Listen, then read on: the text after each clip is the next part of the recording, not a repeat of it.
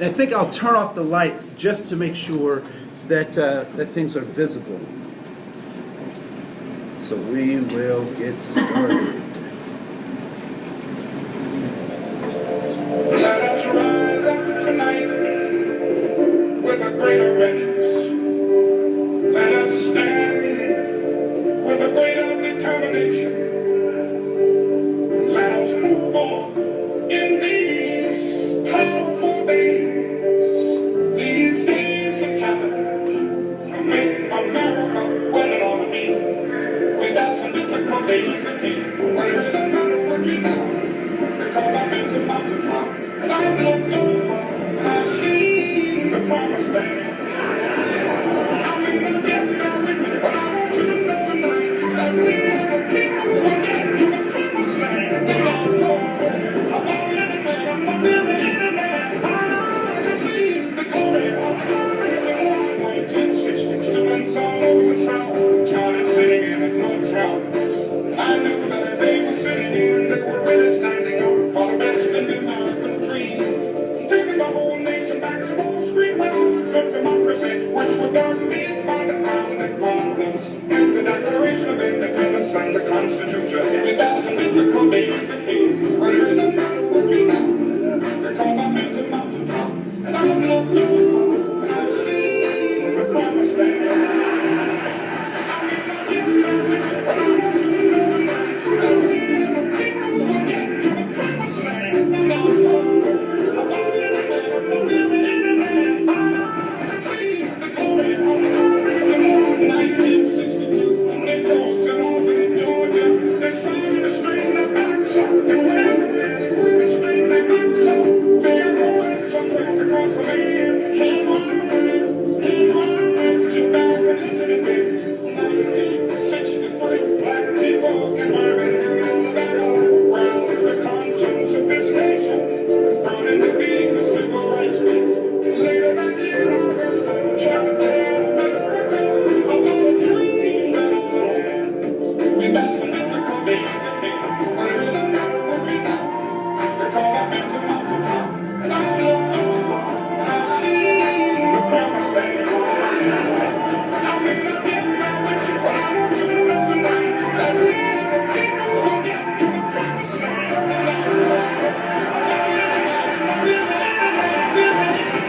We got some difficult days ahead, but it doesn't matter what we know, because I've been to mountaintop and I've looked over and I've seen the promised land. I may not get there with you, but I want you to know tonight that we as a people will get to the promised land. I'm not worried about anything. I'm not fearing any man. Mine eyes have seen the glory of the coming of the Lord.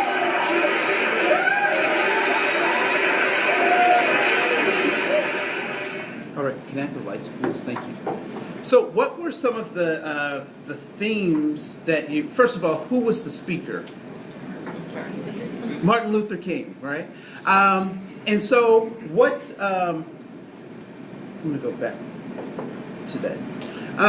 So what were some of the themes that you heard, or what were some of the messages that he was delivering in that speech that you heard? There'll be challenges. What's that? Challenges. There will be challenges. All right. What else? Hope. Hope. Okay. What are some other themes that he talked about in the message?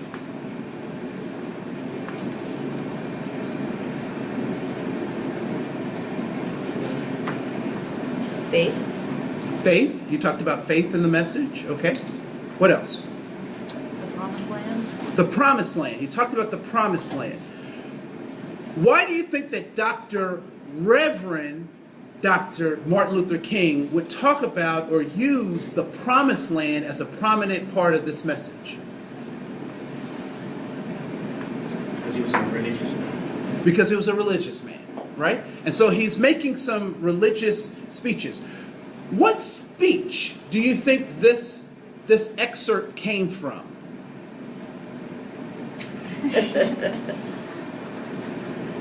Tell us. Well, no, you're going to, because you already know. Okay, so most people say, I have a dream, which I think is very interesting because oftentimes I hear people who don't like diversity or complain about diversity and say, we always talk about this stuff. Why do we always talk about it? But they don't know anything about it. Like you ask someone a fact, and they don't know anything about it. But they're tired of stuff that they don't know, which I think is really interesting, that I'm tired of something that I don't know anything about, right? So Dr. Martin Luther King had a number of speeches, the most famous of which is the I Have a Dream speech. Now, what was what the kids call the beat or the hook of the song? What did the song keep going back to?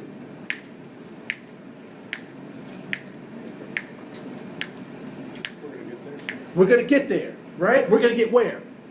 Promised land. To the promised land. He said, we're going to get there. He also says, now, this is one of the things that I find so remarkable about this speech. This is called the mountaintop speech, right? He was a religious man. One of the things that he says in the speech, and I just think it was absolutely prophetic, is that this is the speech he gives the night before he's assassinated the next morning. So he's giving this speech to an audience, and he says, I may not get there. I may not get there, but we will get to the promised land. So why did he use this promised land? Because he was a religious man. And what allegory or what metaphor is he trying to convey with this? I've been to the mountaintop. I'm not going to get there, but we will. Moses. So he's comparing himself to Moses, because Moses was one of those individuals who, in Judeo-Christian beliefs, took these people out of bondage, out of Egypt, and was taking them to where? Promised land. The promised land, right? But one of the problems was that Moses could not take them to the promised land. And I know that there are some Lutherans in here, so you've gone to Sunday school, right? So in those Sunday school stories, did the Israelites say, oh man, we don't have Moses, let's not do this any longer. Let's stay lost in the wilderness. Did they make that decision? No, right? So one of the things that's really crucial is that Moses takes the people of Israel out of the bondage of Egypt. They get to the promised land, and Moses says, I've done my job, I can't take you any further. And at that point, people send spies into the land. And there were two spies that went to survey the land. And it was Joshua and Caleb. And Joshua and Caleb went into the land flowing with milk and honey. And they said, yes, there are rivers of milk and honey. There are grapes the size of a man's hand. There are, riches, and it's just glorious over in the promised land. But there were also other spies. And the other spies went into the promised land and said, yeah, there are grapes the size of a man's hand, and it is flowing with milk and honey. But there are monsters, and there are giants in the land. And so with that information, they have these two pieces of information. What do you think that, who becomes their leader and takes them into the promised land? Aaron. It actually was Joshua and Caleb, right? The two fearless folks who saw the positive and did not succumb to the fear of the negative, right? And so what Dr. King is saying in this particular speech is that I may not make it, but we will make it. So the responsibility of getting into the promised land is now given to whom? It's given to whom? Yes. To the people, right? It's given to the people. Will there be another Dr. Martin Luther King? No. Will there be another Gandhi? Will there be another Mother Teresa? No. Why? Because their genetic makeup was very particular to them. There will never be another Steve Jobs. There will never be another. There'll never be another. Even Bill Gates. These people will not come back again. So the responsibility of carrying on the civil rights movement is now given to whom? To the people, to us. All right? And so if we're going to create the kind of world where all of our daughters and all of our sons can live in a world without being persecuted, without being afraid to be who they are, without having to buy products to boost their self-esteem, we have to start taking control of the world that we live in. All right? Because it's our responsibility. Because if it's not us, who's it going to be? If you don't teach your children, who's going to teach your children? That's not rhetorical. If you don't put your family values in your kids, who's going to put their family values in your kids? Peers. Their peers, other people, TV, media. They will tell your kids how to be if you don't, right? And so all too often, as people, we get downtrodden and we get beat down by these big systems that we really have control over. And so today I'm going to teach you how to start taking control over some of these systems and driving our own lives so that we can make them better for everyone. All right? So what I'd like for you to do is to open up your handout, and there's a section of yellow. And what I'd like for you to do is I want you to, there are markers on your table. What I'd like for you to do is to write down in each of those sections one thing that you value. All right? So one thing that you value. So 3 things that you value. One in each of those sections. And they can be, it could be a thing, you know, like a cabin or a boat. It could be a person. Like your significant other or a niece or nephew. It could be a concept like love or freedom. So one thing that you value in each one of those boxes.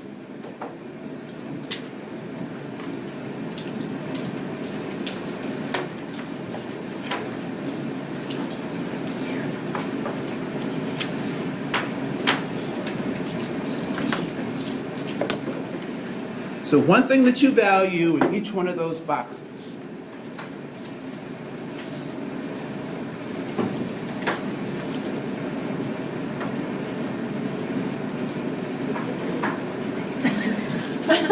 Do I have enough markers on tables for folks? Just trying to figure out how to say